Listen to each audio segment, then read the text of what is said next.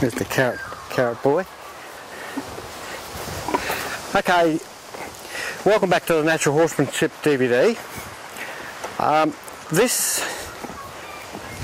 This part of the DVD is to hopefully show you some of the actual uses for natural horsemanship. And I want to talk to you now about the differences between leading horses in the natural horsemanship way versus the British Horse Society Pony Club racing way of leading horses, which is normally accompanied with webbing halters and 6-foot long lead ropes, and with people holding onto the horses, as I say, by the beard for full control. And they are brainwashed that holding horses here gives you maximum control, and it drives me nuts. You don't see the Western world doing this. It comes from the English world, and it is highly dangerous. And yet try and convince someone who has been brainwashed to lead like that, and they have difficulty in unravelling themselves and being able to get down a rope away from a horse, because they think that this is where their control is, because that's what they're taught right from little kids upwards. Holding horses up there, especially these massive big warm bloods, athletic warm bloods and young horses, is highly dangerous, because if they leap and jump, they will just rip the rope through your hand, rope burn, gallop away, possibly kick you in the head on the way out, because we cannot pit our strength against that of a horse. He is 10 times stronger than I am, and 20 times stronger than a little kid, and so we need to be down the rope to be able to get that loopy rope to snap, to spin a horse around of this size, to take control of them, for our safety and for control and for risk management, not losing the horse as it runs around the car park, out the gate, gets hit by a car, the list goes on. So this particular one here, even though this horse is really not natural horsemanship trained, this is my wife's young new dressage horse, and he's not natural horsemanship trained. He just acts nice because it's just the way we act on a daily basis, but he hasn't been taught natural horsemanship.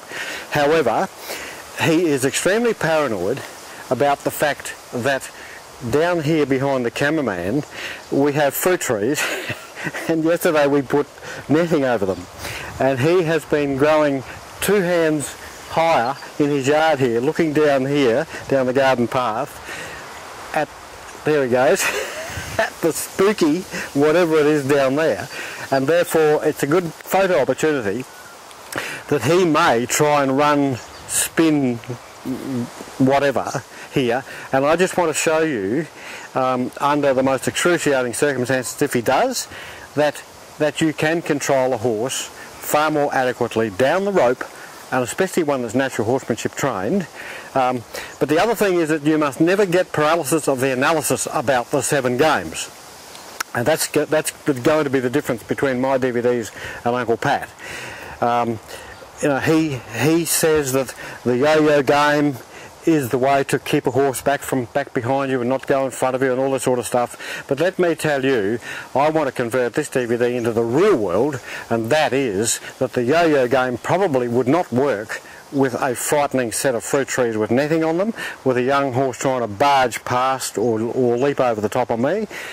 You just need to take control of them first, become the leader, take their mind off whatever it is that's frightening, and actually be more frightening to the horse than the netting on the fruit trees, to take control of their mind and get back to square one. And so you do that by the power of the loopy rope to smack or whatever else is required to do. So the cameraman will just go and set up, because we've got a bend here and you won't see me walking, and the cameraman will move back a bit. So and you'll see there the fruit trees we're talking about. Of course, doing videos with children and animals, as it's often said, things may not turn out as we say. However, if they don't, it will only be because of the strong leadership of us and the leadership of our attitude and our relaxed nature that the horse would trust us in the first place anyhow. And leadership also comes from a loopy rope and control from afar versus fighting with horses' faces, which is anti-leadership, because you pit force against them. Force meets force.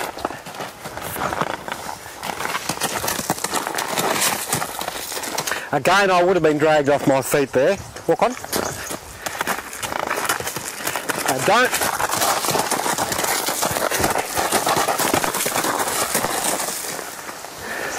Come here. Don't ever take your eyes off a horse like this, otherwise they'll run over the top of you. Walk on.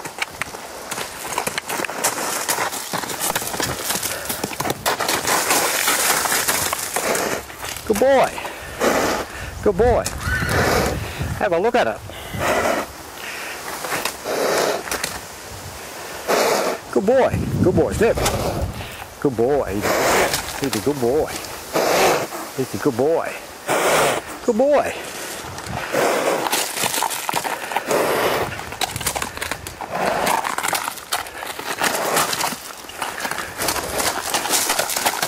And this is where we don't want them jumping on top of us. And you can imagine trying to hold on to that horse in that circumstances.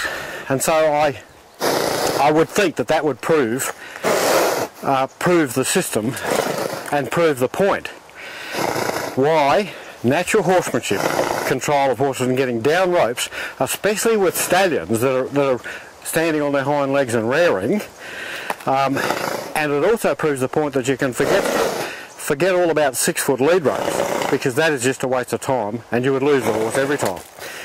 I want to now comment on his rearing, and suddenly you'll notice I was suddenly left behind him, and had he double barreled me then I was very exposed. However, when he went in the air, I was very mindful of the fact that he's my wife's new dressage star, and had I not released, I would have pulled him over and would have hit his head on the ground, and we would have had a dead horse right there, with, dare I say it, blood running out of his nostril. So that's why I released, and that's why I got exposed. However, it was a trade-off of saving the horse, but the point is though that I could save the horse with a longer rope, but you could not with a short rope, and he could have galloped away through the fences, down the road, in the traffic, etc. The other thing that I want to tell you about this leading by the beard, as I say, horses that get trained and led by the beard end up psychologically in need of standing on top of your feet, and they jump on your head every time something untoward happens. And this drives horsemen and horse trainers and horse breakers insane, because the first day that we get the unbroken horse into our round pen and we start doing things frightening, all the horse wants to do is jump on top of our head and endanger us greatly, and it's caused by their psychological need and brainwashing to be on top of you and standing here like this, which is why the value of the yo-yo game is so important in your initial training, to actually unbreak the psychological profile of them, because as you know, and as I'll show you, you can't, they simply cannot stay out of your space because they can't handle it, because they have to be sitting in your lap. And this is another very bad aspect of